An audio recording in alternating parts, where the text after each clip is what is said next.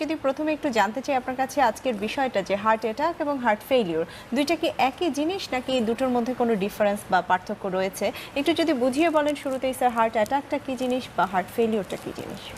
হ্যাঁ, ধন্যবাদ। আসলে হার্ট অ্যাটাক এবং হার্ট ফেলিওর দুইটি এক জিনিস নয়। প্রথমত হার্ট অ্যাটাক হচ্ছে, সেটা আমরা মেডিকেলের পরিভাষায় যেটাকে বলি মায়োকার্ডিয়াল ইনফার্কশন। মানে হচ্ছে, আমরা সাধারণভাবে যদি বোঝার চেষ্টা করি, হার্ট সাধারণত আমাদের সমগ্র বডিতে রক্ত সরবরাহ এবং অক্সিজেন সরবরাহ করে থাকে এবং এর মাধ্যমে আমাদের বডির যাবতীয় ডিমান্ড মিট করা হয়। যদি কোনো কারণে হার্ট তার নিজে রক্ত সঞ্চালন ব্যাহত হয় বা টোটাল অবস্ট্রাকশন হয়, তখন তীব্র ব্যথা আকারে আমাদের কাছে প্রেজেন্টেশন নিয়ে আসে। সেটাকে আমরা স্বাভাবিকভাবে হার্ট অ্যাটাক বলে থাকি। এই হার্ট অ্যাটাকের কারণে পেশেন্ট অনেক সময় হার্ট ফেলিওর নিয়েও হাসপাতালে প্রেজেন্ট করতে পারে। তা বিশেষ করে হার্ট ফেলিওর হচ্ছে একটা ক্লিনিক্যাল কন্ডিশন, যেখানে বডির প্রত্যেকটা জায়গাতে টিস্যুতে যে পরিমাণ রক্ত সরবরাহের কথা ছিল সেই পরিমাণ যদি না পারে, তার চেয়ে কম করতে পারে, তখন তাকে আমরা হার্ট ফেলিওর বলছি। হার্ট ফেলিওর মানে এই নয় যে হার্ট আসলে স্টপ হয়ে গিয়েছে। তাহলে আমরা যদি চিন্তা করি, হার্ট অ্যাটাক হচ্ছে একটা ইমার্জেন্সি কন্ডিশন, মেডিকেল কন্ডিশন, যেটাতে ইমিডিয়েটলি ট্রিটমেন্ট প্রয়োজন।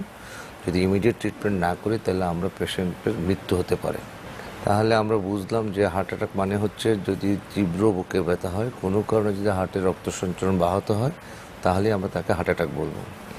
আর এই হার্ট অ্যাটাকের কারণে, জটিলতার কারণে বা অন্য অন্য আদার জটিলতার কারণেও যদি রোগীর হার্ট ঠিকমতো পাম্প করতে না পারে, রোগী যদি শ্বাসকষ্ট নিয়ে আসে, সাধারণত সেগুলো শ্বাসকষ্ট হচ্ছে, কাশি হচ্ছে, তাহলে আমরা স্বাভাবিকভাবে ধরে নেব সম্ভবত হার্ট ঠিকমতো কাজ করছে না বা হার্ট ফেলিওর অবস্থায় আছে। তখন তাকে জরুরি ভিত্তিতে তার চিকিৎসকের পরামর্শ গ্রহণ করতে হবে এই পরবর্তী জটিলতা এড়ানোর জন্য। জি অবশ্যই। এবং আমরা আসলে জানলাম স্যার আপনার কাছ থেকে যে হার্ট অ্যাটাক একটা মেডিকেল ইমার্জেন্সি, ইমিডিয়েটলি হয়তো রোগীকে সেক্ষেত্রে নিয়ে যেতে এবং হার্ট ফেলিওরটা ধীরে ধীরে ফেলিওরের দিকে যায় হার্ট। একটু যদি জানতে চাই অধ্যাপক ডাক্তার এম.জি. আজম, যে আমরা আসলে এই যে হার্ট অ্যাটাকের রোগী এবং হার্ট ফেলিওরের রোগীগুলো পাচ্ছি, ঝুঁকি কাদের মধ্যে রয়েছে বা কারা এখন রিস্কের মধ্যে রয়েছে এই রোগের? এটা একটা গুরুত্বপূর্ণ প্রশ্ন। এই কারণে আসলে যে কোনো বয়সী, যে কোনো সময় হার্ট অ্যাটাক কিংবা হার্ট ফেলিওর হতে পারে। তবে সাধারণত যাদের বয়স একটু বেশি হবে, বয়স 40 ঊর্ধ্ব, অথবা যাদের রিস্ক ফ্যাক্টর বেশি থাকে, তাদেরই হার্ট অ্যাটাক কিংবা হার্ট ফেলিওর হওয়ার সম্ভাবনা থাকে। আমরা যদি চিন্তা করি যে আসলে প্রথমে হার্ট অ্যাটাকের যে ঝুঁকি কাদের বলি, আমরা কতগুলো ঝুঁকি যদি আমরা মনে রাখার সুবিধার্থে বা সবাই সাধারণভাবে বোঝার সুবিধার্থে যদি বলি, কতগুলো ঝুঁকি আছে পরিবর্তনীয় আর কতগুলো ঝুঁকি আছে অপরিবর্তনীয়, যেগুলিকে পরিবর্তন করা যাবে না। যেমন ধরুন, এইজ একটা সংখ্যা, যেটাকে আমরা কখনোই পরিবর্তন করতে পারবো না, রাদার ডে বাই ডে এটা বাড়বে। যদি বয়স যত বেশি হবে, তার ঝুঁকি ততটুকু বেশি হবে। তবে যাদের 40 বা 50 কিংবা 60-এর বেশি বয়স হবে, তাদের চেয়ে কম বয়সের তুলনায় তাদের ঝুঁকি একটু বেশি। আরেকটা হচ্ছে, ধরেন আমরা যেটাকে বলি যে সেক্স, মেল ওর ফিমেল সেক্স, বিশেষ করে মেয়েদের মাসিক যতক্ষণ পর্যন্ত হয় ততক্ষণ পর্যন্ত তারা প্রোটেক্টেড থাকে। আফটার মাসিকের পরে, মেনোপজের পরে, পুরুষ এবং মহিলাদের হার্ট অ্যাটাকের ঝুঁকি অলমোস্ট সিমিলার, সমান। তাহলে এটা একটা বিষয়, এটা একটা প্রোটেক্টিভ রোল আছে। আরেকটা জিনিস হচ্ছে, যদি আপনার বাবা মা বা ভাই বোনেদের কেউ যদি হার্টের অ্যাটাকের হিস্ট্রি থাকে, তাহলে বা এই ধরনের যদি তাদের একটা ইভেন্ট হয়েছে, যদি আপনারা জানেন বা বলতে পারেন, তাহলে এটা একটা রিস্ক ফ্যাক্টর। তো এই জিনিসগুলো হচ্ছে অপরিবর্তনীয়। কিন্তু যেগুলি পরিবর্তনীয় রিস্ক ফ্যাক্টর, যেমন ধরুন আপনার যদি ব্লাড প্রেশার থাকে কিংবা ডায়াবেটিস থাকে কিংবা স্মোকিংয়ের হিস্ট্রি থাকে, যে স্মোকিং করছে, কোলেস্ট্রল লেভেল যদি বেশি থাকে, ডিসলিপিডিমিয়া যদি থাকে, ফিজিক্যাল অ্যাক্টিভিটি খুব কম, যদি আনহেলদি ডায়েট, বিশেষ করে কোক, বোরহানি, এই ধরনের যদি ফাস্ট ফুড যদি খেয়ে থাকে, তাহলে দিজ আর দ্য থিংস যেগুলো রিস্ক ফ্যাক্টর হিসেবে কাজ করছে। কারণ ওবেসিটি, এগুলো আপনাকে যেটা করতে হবে, এই রিস্ক ফ্যাক্টরগুলিকে নিয়ন্ত্রণ রাখতে হবে। আদারওয়াইজ আপনার অন্যদের তুলনায় হার্ট অ্যাটাক এবং হার্ট অ্যাটাকের পরবর্তী জটিলতা হার্ট ফেলিওর হতে পারে। অথবা আপনি যদি এইসব প্রতিরোধমূলক ব্যবস্থাগুলো আগে থেকে গ্রহণ করেন, তাহলে আপনার হার্ট অ্যাটাক এবং হার্ট ফেলিওরের ঝুঁকি অনেকাংশেই কমে যাবে। আমাদের মনে রাখতে হবে যে, কারণ আমরা হার্ট ফেলিওর এবং হার্ট অ্যাটাকের চিকিৎসা কিন্তু অত্যন্ত ব্যয়বহুল। এই জন্য আমাদের যেটা মনে রাখতে হবে যে প্রতিরোধ, উত্তম প্রতিকারের চেয়ে। জি, অতএব অবশ্যই। এবং আমাদেরকে এই জিনিসটা মনে রাখতে হবে। প্রতিরোধ বা প্রিভেনশন নিয়ে আমি Is আপনার better কাছে than cure. যাব। আমরা সবসময় জানি যে যে কোনো প্রতিরোধই আসলে সবচেয়ে ভালো। আমরা সেটা স্যার অলরেডি বললেন, prevention is better than cure. আমি প্রতিরোধে যাওয়ার আগে একটু চিকিৎসার ব্যবস্থাটা আপনার কাছে জানতে চাচ্ছি। বলছিলেন হার্ট অ্যাটাক এবং হার্ট ফেলিওরের রোগীদের চিকিৎসা বেশ ব্যয়বহুল বা অনেকটা দীর্ঘমেয়াদী, সারা জীবনের হয়তো একটা ফলো আপের প্রয়োজন হয়। একটা হার্ট অ্যাটাকের রোগী যদি বাসায় কেউ বুঝতে পারে আমার রোগীটি হার্ট অ্যাটাক করছে বা আমার আপনজনকেও হার্ট অ্যাটাক করছে, সেক্ষেত্রে তাদের জন্য আপনার কি পরামর্শ থাকবে? হাসপাতাল যেতে যেতে বা চিকিৎসকের কাছে যেতে যেতে কি করণীয়, এবং আসলে তাদের চিকিৎসা পদ্ধতিটা কি হয়? জনগণ অলরেডি আমার মনে হয় অনেকটুকু ওয়াকিবহাল আছেন যে যখনই হার্ট অ্যাটাকের সিমটম মনে হবে, উপসর্গ মনে হবে, প্রথম কথা হচ্ছে অ্যাজ সুন অ্যাজ পসিবল, যত দ্রুত সম্ভব নিকটস্থ হাসপাতালে যোগাযোগ করতে হবে। এর মধ্যে ইন বিটুইন যেটা করতে হবে, যদি বাসায় যদি মনে করেন যে বুকে তীব্র ব্যথা এবং এই ব্যথার সাথে যদি একটু বমি বমি ভাব কিংবা বমি হচ্ছে, ব্যথাটা যদি ডান হাত এবং বাম হাত অথবা বুকে ছড়িয়ে পড়ে, অথবা পেশেন্ট যদি অজ্ঞান সংখ্যা হয়ে যায়, তাহলে বুঝতে হবে যে মেবি হার্ট অ্যাটাক। যদি বাসায় ইকোস্প্রিন বা ডিসপ্রিন বা এই ধরনের ওষুধ যদি থাকে, 4টি ক্র্যাশ করে খাইয়ে দিতে হবে। খাইয়ে সাথে সাথে হাসপাতাল নেওয়ার ব্যবস্থা করতে হবে। মনে রাখতে হবে প্রতিটি মিনিটই হচ্ছে মাসল। Minute means muscle. আপনি যত মিনিট দেরি করবেন হার্টের মাসল তত ড্যামেজ হতে থাকবে। তাই বলবো যত দ্রুত সম্ভব, যদি প্রেফারেবলি 120 মিনিটের আগেই যদি কোনো নিকটস্থ কার্ডিয়াক হাসপাতাল নিয়ে যেতে পারেন, তাহলে আপনার রোগীর জন্য একটা মানে সঠিক চিকিৎসা দেওয়ার মতো একটা উপায় থাকবে, অথবা আপনারা সেটাই করবেন। জি, এবং পাশাপাশি যদি একটু হার্ট ফেলিওরের রোগীদের বিষয়ে আপনার কাছে জানতে চাই, তাদের আসলে চিকিৎসা পদ্ধতি কি হয়, এবং একটা রোগী যদি অলরেডি হার্ট ফেলিওর করে ফেলেন, তাদের জন্য আসলে আপনার কি পরামর্শ থাকবে? হার্ট ফেলিওর আসলে কি, আমি আপনাকে একটা কথা বলি, হার্ট অ্যাটাক এবং হার্ট ফেলিওর সত্যিকার অর্থে তাদের কোনো একবার যদি হার্ট অ্যাটাক কিংবা একবার যদি হার্ট ফেলিওর হয়ে থাকে, that is a life long procedure. এটা সারা জীবনের জন্যই থাকবে। কোশ্চেন হচ্ছে যে আমি এই হার্ট অ্যাটাক এবং হার্ট ফেলিওর পরবর্তী অবস্থায় নিজেকে কিভাবে নিয়ার নর্মাল রাখার চেষ্টা করব, আমি কিভাবে সুস্থ জীবনযাপন করার চেষ্টা করব, আমার স্বাভাবিক অ্যাক্টিভিটি মানে মিনিংফুল লাইফ, যেটা বলতে বোঝাচ্ছি আমি আমার পরে পারিবারিক সময়, রাষ্ট্রীয় সময় কীভাবে কাটাতে পারি।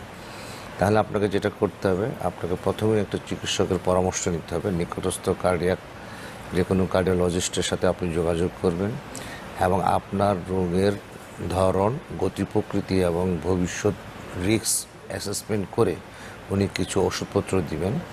কতগুলো ড্রাগ আছে যে ড্রাগগুলো আপনার হার্ট ফেলিওর ট্রিটমেন্টকে মডিফাই করতে পারে, আপনার মৃত্যু ঝুঁকি এবং অসুস্থতার ঝুঁকি অনেকাংশে কমিয়ে দিতে পারে। বর্তমানে অনেক আধুনিক চিকিৎসা বেরিয়েছে, আপনারা ইচ্ছে করলে সেই ওষুধগুলো আপনার নিকটস্থ চিকিৎসকের পরামর্শক্রমে গ্রহণ করলে অনেকটুকু ভালো থাকবে। এবার আসলে আমাদের যেটা গুরুত্বপূর্ণ খুব বিষয়, যেটা প্রথমে বলছিলাম প্রতিরোধ, একটু যদি প্রতিরোধের বিষয়টা নিয়ে বলেন যে হার্ট অ্যাটাকের রোগীদের আসলে কিভাবে প্রতিরোধ করা সম্ভব। শুরুতেই আপনি বলছিলেন কিছু জিনিস আসলে আমরা পরিবর্তন করতে পারি না, আর কিছু জিনিস চাইলেই আমরা পরিবর্তন করতে পারি। একটু যদি প্রতিরোধ নিয়ে বলেন। আমি আগে আসলে বলা হতো আমাদের মেডিকেল শিক্ষা কারিকুলামে, যেটা বলা হতো prevention is better than cure, মানে প্রতিকারের চেয়ে প্রতিরোধী উত্তম। কিন্তু আমি এই স্লোগানটাকে একটু চেঞ্জ করে বলতে চাই, prevention is better than cure and cheaper. মানে বিকজ আমরা যখন হার্ট অ্যাটাক হবে তাকে যদি নিকটস্থ হাসপাতালে চিকিৎসা করা হয়, প্রাইমারি পিসিআই কিংবা ধরেন থ্রম্বোলাইটিস যেটি বলেন এখানে অনেক এক্সপেন্সিভ, অনেক টাকা পয়সার ব্যাপার। তা আমি যদি আগে থেকে প্রিভেন্টিভ মেজার নিতে পারি যাতে আমার না হয়, তাহলে প্রিভেন্টিভ মেজারটা হচ্ছে দু রকমের। ধরুন কেউর জীবনে কখনোই কার্ডিয়াক ইভেন্ট হয় নাই, তার যাতে না হয় সেটাকে বলা হয় প্রাইমারি প্রিভেনশন। আর যার একবার হার্ট অ্যাটাক হয়ে গেছে বা একটা কার্ডিয়াক ইভেন্ট হয়েছে বা পরবর্তী যাতে আর না হয়, সেই ইভেন্টটাকে আমরা বলতে চাচ্ছি সেকেন্ডারি প্রিভেনশন। আমি আপনাকে প্রথমে প্রাইমারি প্রিভেনশন সম্পর্কে বলতে চাই এই কারণে যে আপনি আপনার এইজ তো আপনি পরিবর্তন করতে পারবেন না, আপনার সেক্স আপনি পরিবর্তন করতে পারবেন না, আপনার পারিবারিক হিস্ট্রি সেটা পরিবর্তন করতে পারবেন না। আপনি কি পারবেন? আপনি পারবেন যেগুলো পরিবর্তনশীল, বিশেষ করে ব্লাড প্রেশার থাকলে অবশ্যই কন্ট্রোল করতে হবে এবং যদি কোলেস্ট্রল বেশি থাকে সেটা কন্ট্রোল করতে হবে, স্মোকিং কন্ট্রোল করতে হবে, খাদ্যাভ্যাস যেটাকে উন্নত খাদ্যাভ্যাস করতে হবে সেটা কীরকম, ধরেন আপনি 3 থেকে 5 ধরনের সবজি এবং ফলমূল খাবেন, সস্তা ফলমূল যেগুলো সেগুলি খাবেন। তার সাথে আপনি প্রতিদিন যদি 30 থেকে 40 মিনিট হাঁটাহাঁটি করেন, এক্সারসাইজ করেন, আপনি যদি বিশেষ করে কোক, তারপরে বোরহানি এই সকল যদি অ্যাভয়েড করেন, খাবারে এক্সট্রা সল্ট যদি অ্যাভয়েড করেন, পটাশিয়াম কন্টেনিং ফ্রুটস যদিগুলি বেশি করে খান, তাহলে আপনি অনেকটুকু ঝুঁকিমুক্ত থাকতে পারেন। আপনি তাহলে কি করতে পারেন, আপনার কোলেস্ট্রল কমে গেল, ব্লাড প্রেশার কমে গেল, ডায়াবেটিস যদি থাকে ডায়াবেটিস কমে গেল, তাহলে আপনার রিস্ক ফ্যাক্টরগুলি অনেক কমে গেল, তাহলে আপনার অ্যাটাক হওয়ার সম্ভাবনা অনেকটুকু কমে যায়। তাহলে আপনি হার্ট অ্যাটাক প্রিভেন্ট করতে বলেন। হার্ট অ্যাটাক প্রিভেন্ট করতে পারা মানে হার্ট ফেলিওর ডেভেলপমেন্ট হওয়ার সম্ভাবনা 60% আপনার প্রিভেন্ট হয়ে গেল। কারণ যেগুলো আছে সেগুলো আমরা অন্য দিন অন্য সময় আলোচনা করতে পারি। এবার আসা যাক হার্ট ফেলিওরের ব্যাপারে। হার্ট ফেলিওরের সিমিলারলি এই জিনিসগুলো যদি আমরা ফলো করি তাহলেই আমরা অনেকটুকু সুস্থ থাকতে পারি। সেকেন্ডারি প্রিভেনশনের ব্যাপারে যেটা বলবো, সেখানে আবার 5টা গোল্ডেন রুল আছে আপনাকে যেটা করতে হবে। যেহেতু একবার হার্ট অ্যাটাক হয়ে গেছে, নিশ্চয়ই আপনি একটা চিকিৎসা নিয়েছিলেন, তাহলে আপনার এই যে প্রথমেই কথা হচ্ছে যে আপনি যে আগে চিকিৎসা নিচ্ছিলেন সেই চিকিৎসা, সেই মেডিকেশনগুলো আপনি অবশ্যই সেবন করবেন। সেটা হচ্ছে 1 নম্বর। 2 নম্বর হচ্ছে এই মেডিকেশন সেবন করার সাথে সাথে আপনার যে চিকিৎসক তার সাথে নিয়মিতভাবে যোগাযোগ রাখবেন, কারণ আপনার কখনো রিস্ক ফ্যাক্টরগুলো মডিফিকেশন হচ্ছে কিনা, ফার্দার কোনো রিস্ক হচ্ছে কিনা বা কোনো জটিলতা হচ্ছে কিনা, বা নিয়ার ফিউচার আপনার কার্ডিয়াক ইভেন্টের সম্ভাবনা কতটুকু সেগুলো উনি অ্যাসেস করবেন। থার্ড থিংস হচ্ছে যেটা আপনি যেটা করবেন, আপনি কার্ডিয়াক রিহ্যাব প্রোগ্রাম আছে, মানে কীভাবে নিজেকে আপনি পুনর্বাসন করবেন। কারণ একবার হার্ট অ্যাটাক আপনার মনের মধ্যে যেটা হয় যে আমি হয়তো বেশি দিন বাঁচবো না, আমি আমার মতো ঠিকমতো অ্যাক্টিভিটি করতে পারবো না, আমার পারিবারিক জীবনে হয়তো মেনটেন করতে পারবো না। রিহ্যাব টিমের সাথে যদি অ্যাটাচ থাকেন তাহলে আপনাকে তারা আপনার physical condition, clinical condition assess করে আপনাকে আপনার মতো করে তাকে একটা অ্যাডভাইস করবে। 4 নম্বর যেটা হচ্ছে, যেটা আমি প্রথমে বলেছিলাম যে রিস্ক ফ্যাক্টর মডিফিকেশন। আপনার যত রকমের রিস্ক আছে সেই রিস্কগুলোকে মিনিমাইজ করার জন্য আপনার ফিজিশিয়ান আপনাকে উপদেশ দেবে, সেগুলি ফলো করবেন।